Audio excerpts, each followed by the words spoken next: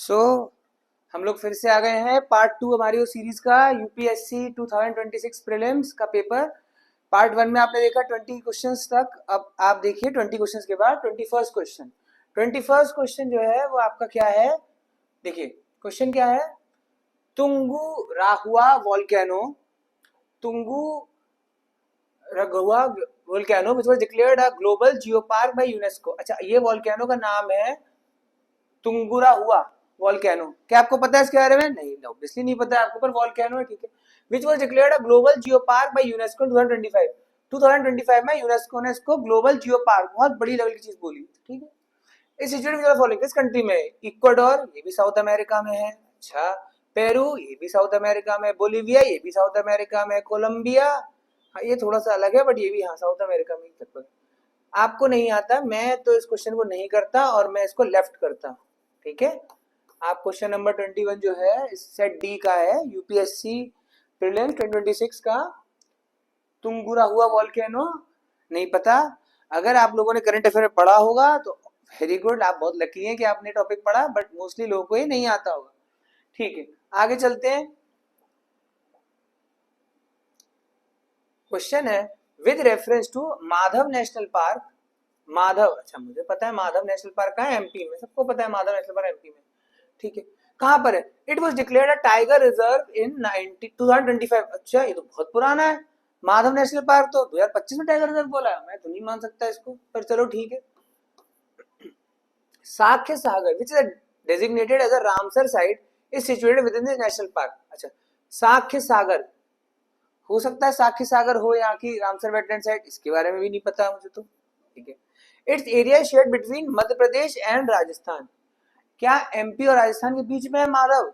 ओ, फिर अब टफ हो गया, क्या पता एमपी और महाराष्ट्र हो, क्या पता एमपी और गुजरात हो, क्या पता एमपी छत्तीसगढ़ हो, एमपी यूपी हो, तो नहीं पता। फिर से आप लोग सोच रहे होंगे कि ये तो सारे का आंसर छोड़ते जा रहे हैं, लेफ्ट करते जा रहे हैं। नहीं, ऐसा नहीं है, सारे नहीं छोड़ेंगे। जो इजी है, करने वाले हैं, उन्हें आप करोगे। मैक्सिमम 15 क्वेश्चंस होते हैं जिसको आप लीव कर सकते हो, मैक्सिमम 10 to 15 मानता हूं मैं तो। 15 क्वेश्चन आप लीव कर दीजिए। जबरदस्ती का इसमें आप गेस करोगे, आप फेल हो जाओगे। तो इसको भी मैं 21 और 22 दोनों को मैं लेफ्ट कर रहा हूं। और फिर आप देखोगे लेफ्ट करने का भी आपको बेनिफिट मिला, नेगेटिव मार्किंग हो जाएगी आपकी। वरना इसमें अगर आप 1 वाला हटा दो, जैसे मैंने बोला, तो 2 3 और 3 ओनली आया, मतलब 3 तो है ही है। इसका मतलब ये है कि 3 तो है, 2 अच्छा लग रहा है, तो फाइनली मुझे नहीं पता मेन आंसर क्या है, बट 2 3 आप ले लेना, मैं लेफ्ट कर रहा हूं। अगर मजबूरी होती तो 2 3 ले लेता मैं। चलो देखते हैं आगे। Question number 23। अब देखें ये यहाँ क्या क्वेश्चन है। With reference to the climate of Andaman and Nicobar Islands. अच्छा, आपको पता है अंडमान निकोबार आइलैंड्स कहाँ पर है?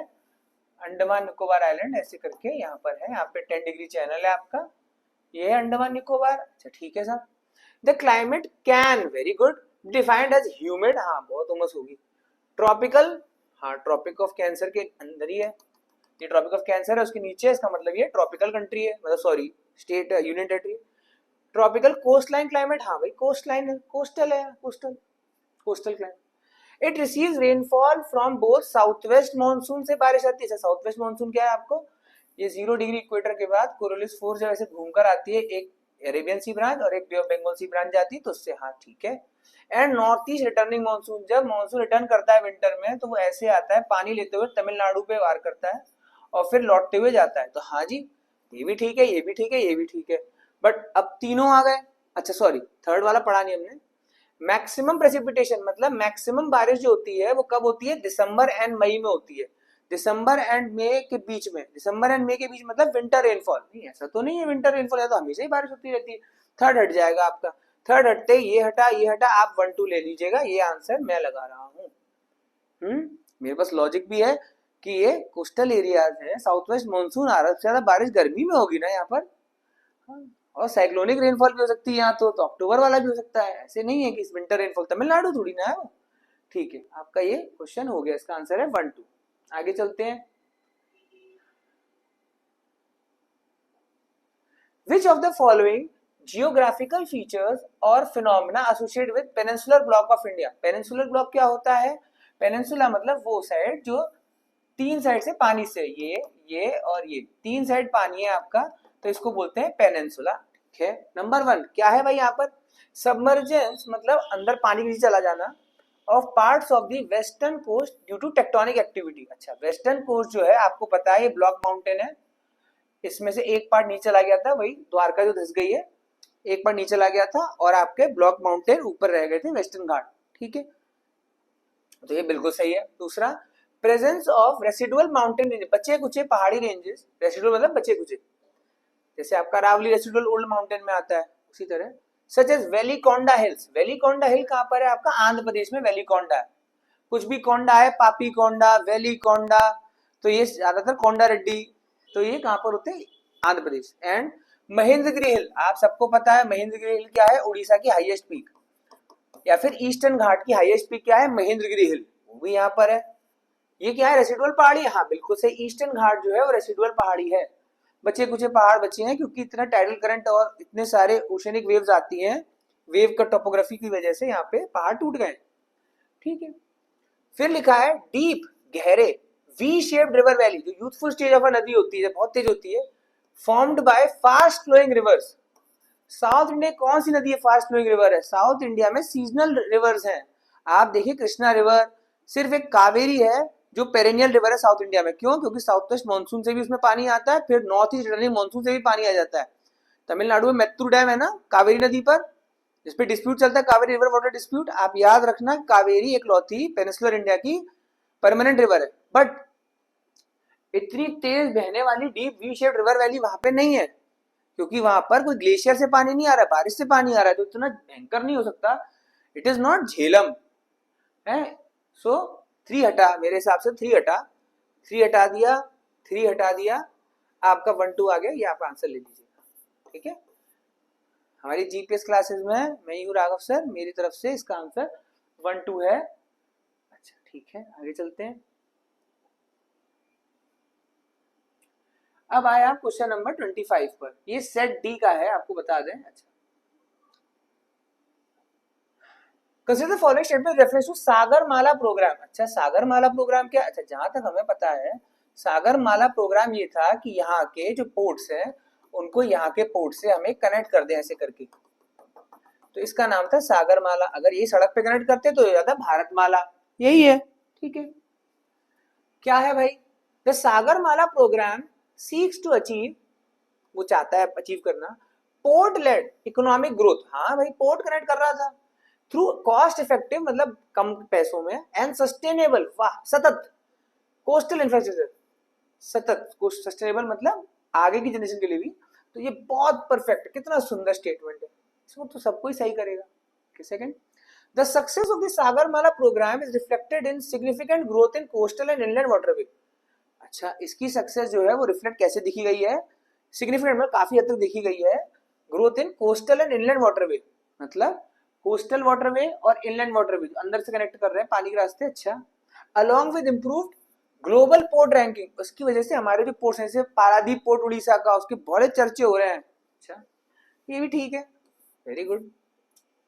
अच्छा, सागरमाला 2.0 अभी latest 2.0 aims to position India as a global, मतलब पूरे विश्व पे मैरीटाइम इनोवेशन हब, पानी के इनोवेशन हब में, aligned with Atmanirbhar Bharat and विकसित भारत 20। कितना प्यारा, तीनों स्टेटमेंट बड़े प्यारे प्यारे से। ठीक है, अच्छा अब ये देखो यूपीएससी का जो नया चला आ रहा है पैटर्न, क्या है जी, स्टेटमेंट। अच्छा ये देखिए, ये आपने पूरा पैसेज पढ़ लिया, मतलब पैसेज बिल्कुल सही था। अब आपको यहां बताना है क्या, statement 2 validates the effectiveness of the strategies envisaged in statement 1, मतलब जो स्टेटमेंट 2 है वो स्टेटमेंट 1 का सहायक है, दोस्त है एक तरह से। स्टेटमेंट 2 सक्सेस और सागरमाला, ठीक है, हाँ दोनों एक दूसरे को सपोर्ट कर रहे हैं। Statement 3 extend the objective of statement 1 by embedding them into a future oriented innovation framework। वाह, ये भी बात है, फ्यूचर ओरिएंटेड है 2047, बिल्कुल सही बात है। Statement 1 contradict statement 3, statement 1 statement 2 काट रहा है, नहीं ऐसा तो नहीं है, and focuses only on traditional infrastructure instead of modern. नहीं नहीं नहीं, ऐसा कहीं नहीं लिखा है इसमें, सिर्फ ट्रेडिशनल पे कर रहे हैं, मॉडर्न पे नहीं कर रहे हैं, बिल्कुल 3 हटा ओनली की वजह से। आंसर आपके सामने है, 3 हट गया, 2 3 हट गया, आंसर 1 2 आ गया। कितना बढ़िया, आराम से। बस इसमें यही होता है कि आप क्या करते हो ना, ऊपर से पढ़ते हुए आते हो, आप थक जाते हो, आपको बोले कितना कंफ्यूजिंग हो गया, क्या हो गया, सर पे हाथ पकड़ लेते हो और आप नहीं देख पा रहे हो कि ये कितना प्यारा। थर्ड वाला हटाते ही 2 में आ गया, 1 और 1 2, 1 2 बिल्कुल सही है, हो गया गारंटीड। देखो स्टार्टिंग वीडियो हुई थी तब 2 क्वेश्चन छोड़े थे, लेफ्ट किए थे, अब देखो नहीं कर रहे लेफ्ट, कर रहे हैं। चलो आगे चलते हैं। Consider the following statements about Rhynchostylis रसूता फॉक्सटेल ऑर्चिड। अच्छा फॉक्स नट पता है हमको, वो मखाने, पर फॉक्सटेल नहीं पता। चलो ऑर्चिड, ऑर्चिड क्या होता है, ठीक है, फ्लोरा होता है, इतना पता है। It is an epiphytic orchid, ये एक एपीफाइट, मतलब बेल बनाती हुई ऑर्चिड। हमें क्या पता फॉक्सटेल ऑर्चिड क्या है, नहीं पता। The species is endemic to north east India, ये स्पीशीज सिर्फ मिलती है नॉर्थ ईस्ट इंडिया में। अच्छा नहीं पता। चलो अब जो चीज नॉर्थ ईस्ट में मिल रही है वो क्यों नहीं वेस्टर्न घाट में मिलेगी, ऐसा तो कैसे हो सकता है, वहां नहीं मिले। मैं ऐसे हटा रहा हूँ, ऐसे नहीं मैं नहीं मानता। It is the state flower of Arunachal and Assam. अच्छा अरुणाचल प्रदेश और आसाम का ये स्टेट फ्लावर है, अब ये भी नहीं पता हमको। अब आप क्या करोगे इसमें, आप बताओ। 1 तो अच्छा लग रहा है, 2 आपने हटा दिया, चलो एंडेमिक करके कि भाई नॉर्थ ईस्ट ही क्यों, वेस्टर्न घाट में ही मिल सकता है, यहाँ पे ऐसा क्या बात है। पर नॉर्थ ईस्ट बड़ा है, काफी बड़ा स्टेट, मतलब 7 सिस्टर है। अच्छा 3 अगर आप लोग स्टेट फ्लावर अरुणाचल प्रदेश आसाम, अब क्या सबके रटके बैठे हैं हम स्टेट फ्लावर, हमें तो नहीं पता। आप इसको भी आप कंफ्यूज हो जाओगे और इसको भी आप लेफ्ट पे रखोगे। याद रहे मैंने स्टार्टिंग बताया 15 क्वेश्चन आप लेफ्ट कर सकते हो मैक्सिमम, अभी 15 नहीं हुए हैं।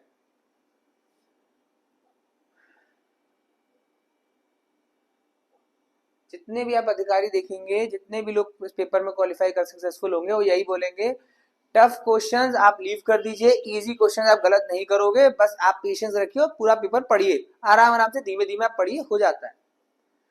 Which one of the following statement with regard to Mueddams, अच्छा built by Tai Ahom Kingdom and inscribed as World Heritage Site by UNESCO। हाँ ये बड़ा न्यूज में रहा था। मुइद्दम, मुइद्दम क्या था, आसाम के जो अहोम राजा थे उनकी कब्र थी, ठीक है। पर चलो हो सकता है आपको नहीं पता, तो देखते कैसे करते हैं। They acted as army fortress, इनका काम था फौज के जो किले थे उनका, अच्छा नहीं पता। They were recreation centres of the royal and nobles, यहाँ पे रॉयल और नोबल जाके मजे लेते थे। रिक्रिएशन सेंटर मतलब जैसे कि स्पा हो गया, स्विमिंग पूल हो गया, पार्क में घूमना हो गया, रिक्रिएशन एक्टिविटीज। अच्छा they were burial ground of the royal nobles, ये आपको पता था, ये यहाँ पे कब्रिस्तान था बेसिकली इनका, ठीक है। They were battle drill centres of the royal and nobles, royal और नोबल यहाँ पे आके लड़ते थे, दिखाते थे अपनी लड़ाई। अच्छा 3 के बारे में पक्का श्योर हो तो 1 3 और 3 इनमें आपकी लड़ाई चल रही है, बाकी आप हटा दो। अब आपने क्या देखा कि 1 में लिखा है द एक्ट आर्मी फोर्ट्रेस, अगर वो आर्मी फोर्ट्रेस है तो वहां बैटल ड्रिल हो सकती थी। 1 4 साथ में है नहीं, इसका मतलब 4 नहीं होगा, 1 भी नहीं होगा, मैं सिर्फ लगा रहा हूँ 3 ओनली। अब देखो देखो आप फिर सोचो कैसे, अगर मैं 1 ले लेता हूँ, 1 3 आप सोच रहे हो 1 3, 1 ले लेता हूँ the acted as army fortress, तो मुझे 4 वाला भी लेना पड़ेगा। They were battle drill centres of royal and nobles, क्योंकि पहला आर्मी फोर्ट्रेस, फोर्ट्रेस में क्या होता है, किलाबंदी में लड़ाई तो होती है, मुझे 4 लेना पड़ता है, मैं नहीं लेना चाह रहा हूँ, तो 3 ओनली आंसर, मेरे हिसाब से 3 ओनली लगाता मैं इसका। चल आगे देखते हैं। क्वेश्चन नंबर 28 पे आए, ये सेट डी का है, आपके किसी भी सेट में होगा, आप ढूंढ लीजिएगा अपने सेट के हिसाब से। At the United nation ocean conference, अच्छा जी यूएन की बहुत बड़े लेवल पे ओशन कॉन्फ्रेंस हुई थी, एक समुद्री कॉन्फ्रेंस हुई थी, हुई होगी, हेल्ड इन जून 2025। इस पेपर में तो मुझे लग रहा है जो है 2025 के अप्रैल मई जून जुलाई के ही करंट अफेयर आए हैं।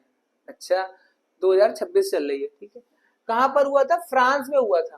अच्छा the FAO food and agriculture organisation, आपको पता है एफएओ इसका हेडक्वार्टर नैरोबी केनिया में है, ये क्या लगाता है, वर्ल्ड में खाने की जो ट्रेड हो पा रही है उस पर श्योरिटी लगाता है, जैसे हमारा एफएसएसएआई एग मार्क लगाता है, एजीएमएआर के एग मार्क, ताकि आपको पता चल जाए खाने की शुद्धता है, प्योरिटी है। उसी तरह वर्ल्ड लेवल पे ट्रेड करने जाते हो तो एफएओ आपके ऊपर टैग लगाता है, ठीक है। Of the United nation demonstrated it's leading voice on marine and ocean issues, समुंदर और समुंदर के इश्यूज जो है, मरीन मरीन मतलब क्या होता है, समुद्र के अंदर के जीव जंतु, और ओशन मतलब पूरा समुद्र मिला के, पानी भी। मरीन में पानी नहीं आता, मरीन मतलब समुद्र के जीव और जंतु, जबकि ओशन में पानी मिला के। Specially on sustainable fisheries and aquaculture for resilient livelihood and blue transformation. पानी की बातें कर रहा है वो, बढ़िया। Which of the following combinations about the four betters proposed by FAO for blue transformation is correct? पूछ रहा है इसमें से, देखिए क्या मतलब है, which of the following combination about the four better, चार भले, proposed by FAO for blue transformation is correct? अब आपको नहीं पता है क्या है, चार भले कौन से, फोर बेटर कौन से, देखते हैं एक बार को। पहला है बेटर प्रोडक्शन, हो सकता है बेटर न्यूट्रिशन, और अच्छी बात है, बेटर एनवायरनमेंट, एनवायरनमेंट आगे तो अच्छा ही है, बेटर ओशन, ओशन की बात चल रही थी, ठीक है, काफी इसके चांसेस हैं। दूसरा बेटर प्रोडक्शन, अच्छा ये तो सेम हो गया, बेटर न्यूट्रिशन ये भी सेम हो गया, बेटर एनवायरनमेंट ये भी सेम हो गया, बेटर लाइफ, ओके, लाइफ की तो बात नहीं करी है इसने, ओशन की बात करी गई है, तो मैं इसको हटा रहा हूं, मैं इसको ज्यादा प्राथमिकता देता हूं, ठीक है। बेटर कोरल रीफ, वाह, यूपीएससी का फेवरेट है कोरल रीफ, आपको पता है। बेटर न्यूट्रिशन, अच्छा न्यूट्रिशन तो तीनों में, बेटर एनवायरनमेंट तीनों में, बेटर लाइफ। अब इसमें ओशन नहीं दिखा मुझे, कोरल रीफ दिखा बट ओशन नहीं दिखा, मैं हटा दिया इसको। ओशन ज्यादा बड़ा है, 97% पानी पूरी धरती में ओशन में है, तो ओशन ज्यादा बड़ा है। और ओशन का टॉपिक था बेटर एस्चुरीज। एस्चुरीज क्या होती हैं, वो स्विफ्ट नदी जो डेल्टा नहीं बनाती, वो सीधे वाटरफॉल की तरह खत्म हो जाती है, उसे बोलते हैं एस्चुरी, जैसे नर्मदा, ताप्ती, ये एस्चुरी होती है। बेटर न्यूट्रिशन ये तो चारों में है, बेटर एनवायरनमेंट ये भी चारों में है, और बेटर मैनग्रूव वेजिटेशन। अब देखो यहाँ कोरल, यहाँ मैनग्रूव, ज्यादा बेटर क्या है, आपको याद रहे डेल्टा वाले पानी में मैनग्रूव होता है, एस्चुरी वाले पानी में आपके कोरल्स होते हैं। तो यहाँ पर अगर एस्चुरीज है तो यहाँ मैनग्रूव नहीं हो सकता, याद रहे, एस्चुरी वाले इलाके पे मैनग्रूव नहीं, डेल्टा में मैनग्रूव, तो सुंदरबन डेल्टा में बहुत बड़े बड़े मैनग्रूव होंगे, कोरल नहीं होगी वहां पर। ये भी हटा, ये भी हटा, ये भी हटा, मैं जा रहा हूँ ए आंसर पे 100%। आप मेरी तरफ से छोटी लगा दीजिए, ऑफिशियल आंसर की यूपीएससी की आएगी, ए ही होगा उसका आंसर, ठीक है। चलो आगे देखते हैं, आप लोगों को समझ में आ गया ना, अगर नहीं आ रहा है स्क्रीनशॉट ले लीजिएगा और खुद भी एक बार दिमाग प्रोसेसिंग कीजिएगा कि मैंने क्या बोला है। आगे चलते हैं,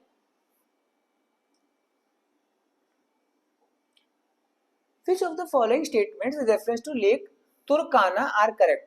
अच्छा, लेक तुर्काना कहीं पढ़ा था मैंने एक बार कि अफ्रीका में लेक है, लेक ताना, तुर्काना, तंगानाइका, ऐसे करके लेक है। चलो इतना मुझे पता है, अफ्रीका में था तुर्काना, पर ठीक है। इट इज द लार्जेस्ट, दुनिया सबसे बड़ा desert lake in the world. अब डेजर्ट लेक क्या होता है, अब ये भी पता है डेजर्ट लेक क्या होता है, क्या डेजर्ट के बीच में लेक है, या ऐसा लेक जो सूख गया है, desert lake in the world, सब तो आज तक पढ़ा है नहीं, ठीक है, हमें नहीं पता इसके बारे में। The lake is situated in South Sudan, हाँ साउथ सुडान अफ्रीका में है, along the eastern fringe of the Sahara desert, Sahara रेगिस्तान का जो ईस्टर्न वाला कोना है वहां पर है, नहीं साउथ सुडान तो ईस्टर्न फ्रिंज पे भी नहीं है, कैसे पता, ठीक है, साउथ सुडान लैंड लॉक्ड है, इतना मुझे पता है। चलो ईस्टर्न फ्रिंज पे तो इजिप्ट आएगा, या सुडान, नॉर्मल सुडान आएगा, ईस्टर्न फ्रिंज सहारा डेजर्ट के, साउथ सुडान मेरे हिसाब से तो नहीं, मैं इसको थोड़ा हटा रहा हूं। फिर the lake is listed at the UNESCO world heritage site and is also referred to as Jade Sea. भाई ये देखिए सुनिए, ये तो सही होगा, जेड सी, कहीं ना कहीं ये लेक का नाम होगा तभी आ रहा है, यूनेस्को हेरिटेज साइट पूरा लेक की साइट है, और इसको बोलते हैं जेड सी, पूरा होगा। अब देखते हैं क्या ऑप्शन है, 1 नहीं पता, 3 अच्छा लग रहा है मुझे, 2 पर मुझे नहीं पसंद आ रहा, क्यों नहीं पसंद आ रहा कि साउथ सुडान में eastern fringe of Sahara desert, South Sudan landlocked है, और ईस्टर्न फ्रिंज पे आई थिंक इजिप्ट और सुडान आता है, ये आता भी नहीं, मैं हटा रहा हूं 2, आंसर में 1-3 ले लूंगा, ये मुझे गैस करना पड़ेगा, मैं लेफ्ट नहीं कर सकता, ठीक है, मैं इस क्वेश्चन को छोड़ नहीं सकता, मुझे यहाँ पे गैस करना ही पड़ेगा, ठीक है। आगे चलते हैं, आए जी क्या लिखा है, विच of the following is the first plan Vivo certificate reducing emissions from deforestation and forest degradation REDD+ project in India. ओहो, क्या है इनमें से कौन सा है जो कि पहला प्लान है वीवो में? फर्स्ट प्लान वीवो, नहीं पता भाई, वीवो का फोन सुना था। First plan Vivo certified reducing emissions from deforestation and forest degradation REDD+। मुझे यहाँ तो पता है रेड लिस्ट थी आपकी जानवरों के लिए, REDD+ लिस्ट थी पेड़ पौधों के लिए, इससे ज्यादा तो नहीं पता, पर ठीक है, तो यहाँ बोल भी दिया जंगल। चलो देखते क्या। उत्तराखंड REDD+ प्रोजेक्ट, अच्छा सिर्फ उत्तराखंड। अच्छा, फिर ICFRE ICIMOD, किसी को नहीं पता इसका फुल फॉर्म क्या है, बट ठीक है।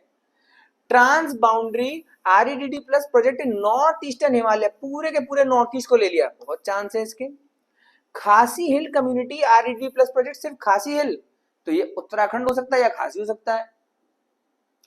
फिर सिक्किम मामले कामरांग कम्युनिटी REDD+, सिक्किम, सिर्फ सिक्किम। तो यहाँ पर मैं स्मार्ट गैस कर रहा हूं, मुझे नहीं पता इसका आंसर क्या है, पर मैं यहाँ पर पहली नजर में उत्तराखंड हटा देता, खासी हटा देता, सिक्किम हटा देता, मैं सिर्फ लेता पूरे के पूरे नॉर्थ ईस्ट को ले लो। सबसे बड़ा वाला मैक्सिमम बी ऑप्शन है, मैं इसी के साथ जाना चाह रहा हूं। अपनी लाइफ इजी बनाओ, ये बहुत अच्छा लग रहा है। ठीक है, आगे चलते हैं। क्वेश्चन नंबर 31, देखिए क्या लिखा है। Consider the following statement reference to India's response to climate change. Bharat का क्या रेस्पॉन्स है जलवायु परिवर्तन के लिए? ठीक है, अच्छा। इंडियाज लॉन्ग टर्म लो एमिशन डेवलपमेंट स्ट्रेटेजी, मतलब भारत का जो लॉन्ग टर्म, दूर देख रहे हैं, दूरदृष्टि वाला लो एमिशन डेवलपमेंट स्ट्रेटेजी, मतलब आज से कई सालों बाद, इज अ क्रूशियल टूल, बहुत महत्वपूर्ण टूल है, औजार है, for achieving net zero emission by 2070। अच्छा वाह, देखो 2070 खुद बोल रहा है, और आपको पता है इंडिया चाहता है नेट जीरो। नेट जीरो का मतलब होता है टोटली कार्बन बंद नहीं करेंगे, हम जितना कार्बन प्रोड्यूस कर रहे हैं उतना ही हम उसे वापस लेने के लिए पेड़ भी लगाएंगे, या फिर कुछ ऐसा करेंगे कि कार्बन पोल्यूशन बढ़े नहीं, एक नेट जीरो हो जाए। टोटल जीरो नहीं, नेट जीरो, मतलब उसको हम कंपनसेट करने के लिए तब प्रोड्यूस भी कर रहे हैं, एक हाथ दे एक हाथ ले, तो नेट हो गया। अच्छा, ये तो स्टेटमेंट, अच्छा ये भी वही है कि ये तीनों सत्य बातें हैं, बट आपको बाद में बताएगा क्या है क्या नहीं।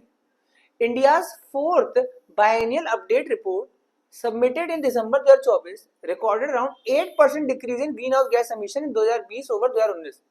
अच्छा, एक साल में हमने 8% धुआं कम कर दिया, कर दिया होगा, ये बोल रहा है पैसिस, तो मानना पड़ेगा कम कर दिया है।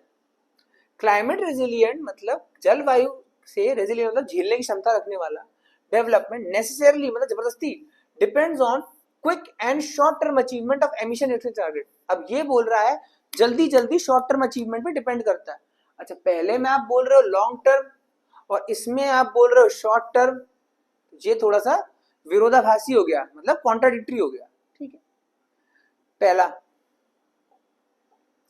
स्टेटमेंट 1 इज एम्पेरिकली, स्टेटमेंट 1 जो है एम्पेरिकली, एम्पेरिकली मतलब होता है डाटा के हिसाब से, डाटा सपोर्टेड बाय स्टेटमेंट 2। हाँ भाई, ये बोल रहा है कि हम कम कर देंगे, सेकंड में डेटा बोल रहा है 8% हमने कम कर दिया है, तो हो सकता है हम कर दें, तो देखो इसलिए इंग्लिश पता होनी चाहिए, एम्पेरिकली का मतलब होता है डेटा।